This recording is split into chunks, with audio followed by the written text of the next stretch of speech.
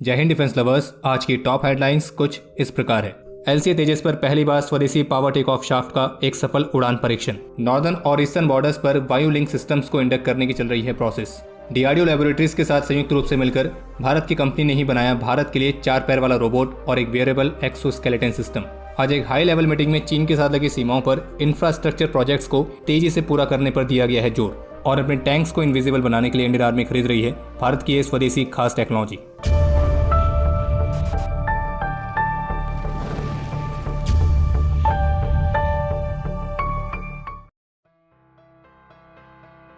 आज का दिन भारत के डिफेंस सेक्टर में आत्मनिर्भर भारत वाले इनिशिएटिव के लिए बेहद ही खास साबित हुआ है, क्योंकि आज 14 मार्च को भारत के प्राइड एलसीए तेजस से स्वदेशी तौर पर बनाए गए पावर टेक ऑफ शाफ्ट का पहला सफल उड़ान परीक्षण आयोजित किया गया है। और इस परीक्षण के लिए LCA Tejas limited series production 3 aircraft का इस्तेमाल किया गया था। और आज जो ये power take off shaft test की गई है, तो इसे चेन्नई में स्थित DRDO laboratory combat vehicles research and development establishment यानी कि CVRDE ने स्वदेशी तौर पर डिजाइन और डेवलप किया है। बाकी जानकारी के लिए आपको बता दें कि जो ये पावर टेक ऑफ शाफ्ट है, ये एयरक्राफ्ट के क्रिटिकल कंपोनेंट में आती है।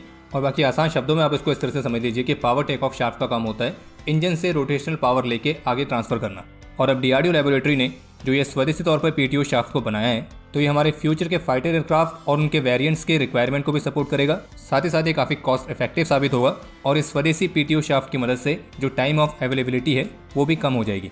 और आज इस पीटीओ शाफ्ट का एक सफल परीक्षण महत्वपूर्ण इसलिए भी है क्योंकि ये एक ऐसी complex high speed rotor technology है जिस पर कुछ ही देशों ने महारत हासिल करी है। और आज इस सफल परीक्षण के साथ उन देशों में भारत का नाम भी शामिल हुआ है। और डीआरडीओ लैबोरेटरी ने इस पीटीओ शाफ्ट को एक बेहद ही यूनिक फ्रीक्वेंसी स्पैनिंग टेक्निक के साथ डिजाइन किया है। और ये टेक्निक डीआरडीओ लैबोरेटरी ने खुद से इनोवेट करी है, जिसकी मदद से जो ये पीटीओ शाफ्ट है, ये अलग अलग ऑपरेटिंग इंजन स्पीड्स में भी आसानी से निगोशिएट कर सकता है। और ये एक light weight high speed lubrication free PTO shaft है।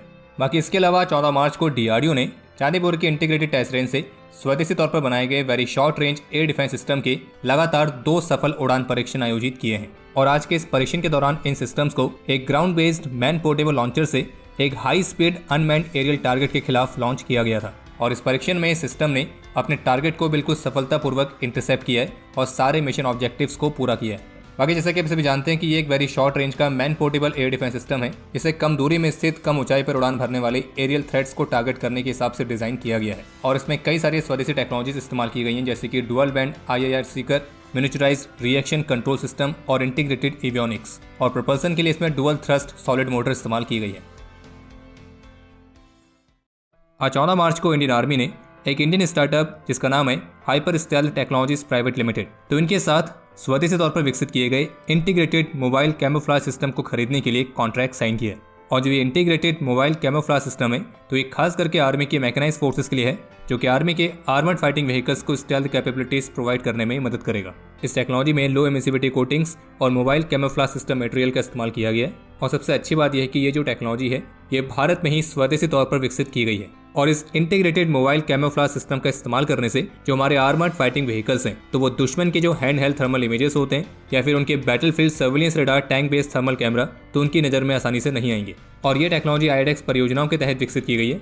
और इसीलिए रिवाइज प्रोसीजर के अनुसार IDEX परियोजना के तहत प्रोक्योरमेंट ऑर्डर प्लेस करने वाली Indian army Indian arm forces की पहली सर्विस बनी है। और डिफेंस सेक्टर में आत्मनिर्भरता को बढ़ावा देने के लिए जो भारत सरकार की तरफ से अलग अलग इनिशिएटिव्स लॉन्च किए गए, जैसे कि defence India startup challenge, open challenges, IDEX for फौजी, IDEX प्राइम, तो इन सभी इनिशिएटिव्स के तहत आर्मी के टोटल 48 प्रोजेक्ट्स हैं जिन पर काम चल रहा है। और इसके तहत आर्मी के लिए लेटेस्ट टेक्नोलॉजीज और सॉल्यूशंस प्रोवाइड करने के लिए करीब 41 स्टार्टअप्स इसमें इन्वॉल्व हैं। और बाकी आज इंडियन आर्मी द्वारा इंडियन स्टार्टअप के साथ इस इंटीग्रेटेड मोबाइल कैमोफ्लेज सिस्टम जैसी महत्वपूर्ण टेक्नोलॉजी के लिए कॉन्ट्रैक्ट साइन किया जाना निश्चित रूप से आत्मनिर्भर भारत इनिशिएटिव के लिए एक मेजर माइलस्टोन है। और इसी बात पर वीडियो को लाइक तो बनता ही है। बाकी इसके अलावा एक अपडेट यह है कि 6 मार्च से 13 मार्च तक जोधपुर मिलिट्री स्टेशन में इंडियन आर्मी और सिंगापुर की आर्मी के बीच एक्सरसाइज बोल्ट कुरुक्षेत्र के 13वें एडिशन को आयोजित किया गया था। और ये एक बायलेटरल आर्मर एक्सरसाइज थी। और इस बार इस एक्सरसाइज के दौरान ऐसा पहली बार हुआ है जब दोनों देशों की आर्मीज ने कमांड पोस्ट एक्सरसाइज में पार्टिसिपेट किया, जिसमें बटालियन और ब्रिगेड लेवल की planning elements, computer war gaming, तो ये सभी इन्वॉल्व थे। तो चलिए इसी बात पर आपके लिए आज का प्रश्न ये है कि जो ये एक्सरसाइज बोल्ट कुरुक्षेत्र है, तो ये सबसे पहले किस वर्ष में आयोजित की गई थी? इंडियन आर्म फोर्सेस भारत के ही एक स्वदेशी सिस्टम जिसका नाम है वायु लिंक, तो इसे भारत के नॉर्दर्न और ईस्टर्न बॉर्डर्स पर इंडक्ट करने की प्रोसेस में है। ये जो वायु लिंक सिस्टम है, इसे विकसित किया है इंडियन एयरफोर्स के ही विंग कमांडर विशाल मिश्रा ने। जो कि एयरफोर्स में हेलीकॉप्टर पायलट हैं। और इस सिस्टम की खास बात यह है कि इसकी मदद से जो हमारे मिलिट्री कमांडर्स हैं वो एक जॉइंट बैटल स्पेस में फ्रेंडली फोर्सेस को आइडेंटिफाई कर सकेंगी। और विंग कमांडर विशाल मिश्रा के मुताबिक ये जो वायु लिंक सिस्टम है ये न केवल कॉम्बैट सिचुएशन में फ्रेंडली फोर्सेस को आइडेंटिफाई करने के माध्यम से एक बैटलफील्ड ट्रांसपेरेंसी को इनहेंस करेगा, जबकि इसके अलावा यह सिस्टम उड़ान भरने से पहले हमारे पायलटों को मौसम का एक सटीक डेटा भी प्रोवाइड करने में सक्षम होगा। और इस वायु लिंक सिस्टम को एरो इंडिया शो 2023 में भी डिस्प्ले किया गया था। बाकी एयरफोर्स ऑफिशियल्स के मुताबिक इस सिस्टम के ऑपरेशनल डिप्लॉयमेंट के लिए इसके जो ट्रायल्स है वो कंप्लीट हो चुके हैं और अब इसको तैनात करने के लिए सिस्टम की जो खरीद प्रक्रिया है वो जारी है। और एक बार इन सिस्टम्स की खरीद प्रक्रिया पूरी होने के बाद फिर सभी फॉरवर्ड एरियाज पर इन सिस्टम्स की मास डिप्लॉयमेंट की जाएगी। और जबकि इंडियन एक्सप्रेस की रिपोर्ट के मुताबिक इंडियन एयरफोर्स ने इस सिस्टम को ट्रायल बेसिस पर वेस्टर्न और नॉर्दर्न सेक्टर्स में अपनी फॉरवर्ड लोकेशंस पर ऑलरेडी डिप्लॉय कर भी दिया है और भविष्य में सिस्टम की रीच को और इनहेंस करने की योजना है। और वायु लिंक एक ऐसा सिस्टम है जो कि एक सिंगल लिंक के माध्यम से सभी एंटिटीज कॉम्बैट, नॉन कॉम्बैट इन सभी को आपस में कनेक्ट कर सकता है। ऑफिशियल के मुताबिक ये सिस्टम बैटलफील्ड में सभी फ्रेंडली फोर्सेस की पोजीशंस प्रोवाइड करने में सक्षम है और अगर इसे किसी कॉम्प्लेक्स कॉम्बैट सिचुएशन में इस्तेमाल किया जाता है तो ये सिस्टम उस सिचुएशन में इन्वॉल्व सभी एयरक्राफ्ट को एक दूसरे की पोजीशन और अपनी ग्राउंड ट्रूप्स के लोकेशंस को देखने में भी मदद कर सकता है। और इस सिस्टम को आर्मी की सर्विस में त्रिशूल लिंक के नाम से इंडक्ट किया गया। और एयरफोर्स ऑफिशियल के मुताबिक अभी वर्तमान समय में हमारे अटैक पायलट्स के पास ऐसी कोई भी कैपेबिलिटी नहीं थी जिसकी मदद से हम बैटलफील्ड में अपनी फ्रेंडली फोर्सेस की एग्जैक्ट पोजीशन का पता लगा सकें। और इस तरह की कैपेबिलिटी ना होने की वजह से पायलट को कॉम्बैट सिचुएशन में बहुत सारी डिफिकल्टी का सामना करना पड़ता है, क्योंकि फिर उसे खुद से ही आइडेंटिफाई करना पड़ेगा कि जमीन पर मौजूद उसके ट्रूप्स कौन है और दुश्मन के ट्रूप्स कौन से हैं। लेकिन अब जो वायु लिंक सिस्टम है ये इस काम को और आसान बना देगा। और जबकि मिलिट्री के जो कॉम्प्लेक्स ऑपरेशंस होते हैं, जैसे कि 2016 में जब पठानकोट एयरबेस पर हमला हुआ था तो उसके जवाब में जो ऑपरेशन लॉन्च किया गया था, तो उस तरह के कॉम्प्लेक्स मिशंस में भी ये सिस्टम हमारी एफिशिएंसी को काफ़ी हद तक इंप्रूव कर सकता है। इतना ही नहीं बल्कि 2019 में बालाकोट एयर स्ट्राइक के अगले दिन जो बदगांव में एक फ्रेंडली फायर में हमारा एक MI-17 V5 हेलीकॉप्टर शॉट हुआ था जिसमें हमने अपने 6 वीरों को खोया था। तो ये जो वायु लिंक सिस्टम है तो वो इस तरह के केसेस को भी अवॉइड करने में मदद कर सकता है। हालांकि एयरक्राफ्ट में खुद का एक आइडेंटिफिकेशन फ्रेंड और फो सिस्टम होता है और जिसकी मदद से ये पता लगाया जाता है कि एयरक्राफ्ट हमारा है या दुश्मन का। लेकिन इस सिस्टम की कुछ लिमिटेशंस होती हैं, जैसे कि एक तो ये सिस्टम अभी के समय केवल एयरक्राफ्ट तक ही एप्लीकेबल है और दूसरा इसके काम करने के लिए रडार्स की जरूरत पड़ती है। लेकिन ऑफिशियल्स के मुताबिक उनका जो वायु लिंक सिस्टम है इससे आप एयरक्राफ्ट, किसी इंडिविजुअल ट्रूप्स, ग्राउंड पर मौजूद आर्मर्ड व्हीकल्स इनमें से किसी पर भी इक्विप्ड कर सकते हैं और जिससे आपको ये मदद हो सकती है कि कौन आपका दोस्त है और कौन आपका दुश्मन। आज न्यू दिल्ली में भारतीय रक्षा मंत्री श्री राजनाथ सिंह की अध्यक्षता में एक हाई लेवल मीटिंग कंडक्ट की गई थी और इस मीटिंग के दौरान नॉर्दर्न बॉर्डर एरियाज पर कई सारे इंफ्रास्ट्रक्चर प्रोजेक्ट्स के निर्माण को लेकर उनकी प्रोग्रेस की समीक्षा की गई है। और आज के इस मीटिंग में अरुणाचल प्रदेश और उत्तराखंड के मुख्यमंत्री भी शामिल थे और रक्षा मंत्री ने राष्ट्रीय सुरक्षा के मामलों में एक संपूर्ण राष्ट्र के दृष्टिकोण को अपनाते हुए कहा कि जितने भी पेंडिंग प्रोजेक्ट्स हैं उनको सर्वोच्च प्राथमिकता के आधार पर जल्द से जल्द पूरा किया जाए और इन पेंडिंग प्रोजेक्ट्स को फास्ट ट्रैक करने के लिए सेक्रेटरीज की एक कमेटी को स्थापित करने का भी फैसला लिया गया है और ये कमेटी नियमित अंतराल पर बैठक करेगी। बाकी इसके अलावा एक अपडेट यह है कि हैदराबाद बेस्ड भारत की एक कंपनी जिसका नाम है स्वयं रोबोटिक्स, तो इस कंपनी ने DRDO की 2 लैबोरेटरीज के कोलैबोरेशन के साथ भारत का पहला क्वाड्रूपेड रोबोट और वेयरेबल एक्सोस्केलेटन सिस्टम को विकसित किया है। और इसको विकसित करने के लिए DRDO की जो 2 लैबोरेटरीज इसमें इन्वॉल्व हुई हैं, तो उसमें से एक है पुणे स्थित रिसर्च एंड डेवलपमेंट एस्टेब्लिशमेंट और दूसरी है बेंगलुरु में स्थित defence bio engineering and electromedical laboratory. और इन लैबोरेटरीज के ही डिजाइन इनपुट्स के साथ ये 4 पैर वाला रोबोट और वेयरेबल एक्सोस्केलेटन का टेक्नोलॉजी डेमोन्स्ट्रेटर विकसित किया गया है। ये दोनों ही डुअल यूज सिस्टम्स हैं और इन्हें इंडस्ट्री और हेल्थ केयर दोनों ही जगहों पर अलग अलग एप्लीकेशंस में इस्तेमाल किया जा सकता है।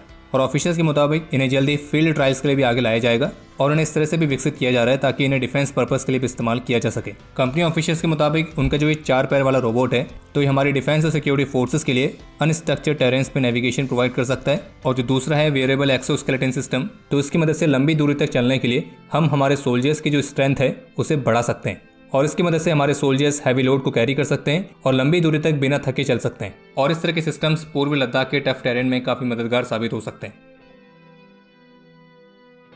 रॉयटर्स की तरफ से एक रिपोर्ट जारी की गई है जिसके मुताबिक भारत सरकार प्रस्तावित नए सुरक्षा नियमों के तहत जो स्मार्टफोन मेकर्स हैं उनको पहले से इंस्टॉल किए गए एप्लीकेशंस को हटाने और प्रमुख ऑपरेटिंग सिस्टम अपडेट की जांच अनिवार्य करने के लिए मजबूर करने की योजना बना रही है। जैसे कि आप सभी को पता हो कि जब भी आप कोई नया स्मार्टफोन लेते हैं तो उस फोन में पहले से इंस्टॉल कुछ एप्लीकेशंस आती हैं, लेकिन उन एप्लीकेशंस को आप अपने फ़ोन से अनइंस्टॉल नहीं कर सकते।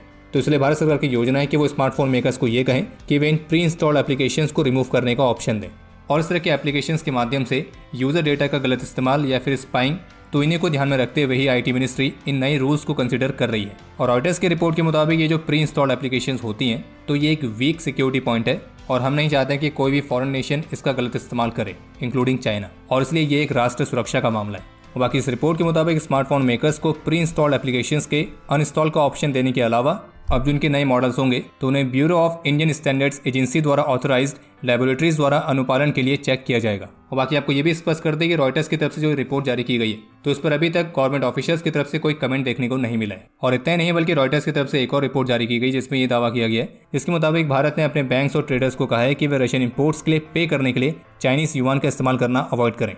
बाकी जैसा कि आप सभी जानते हैं कि जो भारत है वो रशियन ऑयल और उनके डिस्काउंटेड कोल के टॉप बायर के तौर पर उभर कर सामने आया है और भारत रशिया के साथ अपने इस ट्रेड को सेटल करने के लिए यूएई के दिरहम के उपयोग को प्राथमिकता देगा। और इसलिए रॉयटर्स की रिपोर्ट के मुताबिक भारत ने अपने बैंक्स और ट्रेडर्स को कहा है कि रशिया के साथ ट्रेड को सेटल करने के लिए आप चाइनीज युआन का इस्तेमाल ना करें बल्कि यूएई के दिरहम का इस्तेमाल करें। और बाकी चाइनीज युआन का इस्तेमाल ना करने के पीछे का कारण क्या है तो उसके बारे में कोई एग्जैक्ट रीजन मेंशन नहीं किया गया है। बाकी इसके अलावा एक अपडेट यह है कि ऑस्ट्रेलिया और यूके के प्राइम मिनिस्टर के साथ यूएस के प्रेसिडेंट की तरफ से अनाउंस किया गया है कि ऑस्ट्रेलिया अपनी फ्लीट को मॉडर्नाइज करने के लिए ऑकस अलायंस के तहत यूएस से न्यूक्लियर पावर्ड अटैक सबमरीन्स को खरीदेगा। और ऑस्ट्रेलिया के पास एक न्यूक्लियर पावर्ड अटैक सबमरीन का होना चीन जैसे हमारे चिंदी पड़ोसी के लिए अच्छी खबर तो नहीं है। और इसलिए इस अनाउंसमेंट के बाद अब चीन ने यूएस, यूके और ऑस्ट्रेलिया को एक्यूज किया है कि ये तीनों गलती और खतरे की राह पर हैं। अब आगे चीन इसे गलती कहे, खतरा कहे या कुछ और कहे, लेकिन सच तो यही है कि ऑस्ट्रेलिया को न्यूक्लियर पावर अटैक सबमरीन मिल रही है, तो इसलिए आपने सबसे पहले घबराना नहीं है। और हाँ, घबराना से याद आया, पाकिस्तान के पूर्व प्रधानमंत्री इमरान खान काफ़ी घबराए घूम रहे हैं। और लेटेस्ट अपडेट ये है कि पाकिस्तान के इंटीरियर मिनिस्टर की तरफ से कहा गया कि इमरान खान आज रात तक गिरफ्तार कर लिए जाएंगे। फिलहाल अभी पाकिस्तान में पीटीआई वर्कर्स और इमरान खान के सपोर्टर्स एक बड़े विरोध प्रदर्शन में लगे हुए हैं। और कुछ रिपोर्ट्स तो ऐसे भी आ रही है जिनमें यह भी कहा जा रहा है कि इमरान खान के घर में शेलिंग भी की जा रही है। अब इस पर क्या ही कहें, बस फिलहाल अभी यही कह सकते हैं कि आपने सबसे पहले घबराना नहीं है। और बाकी अब समय है आज के इतिहास का।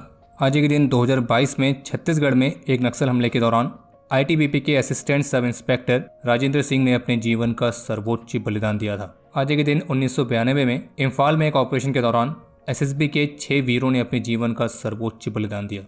समय है आज के टॉप 3 कमेंट्स का, जो ये रहे आपकी स्क्रीन पर।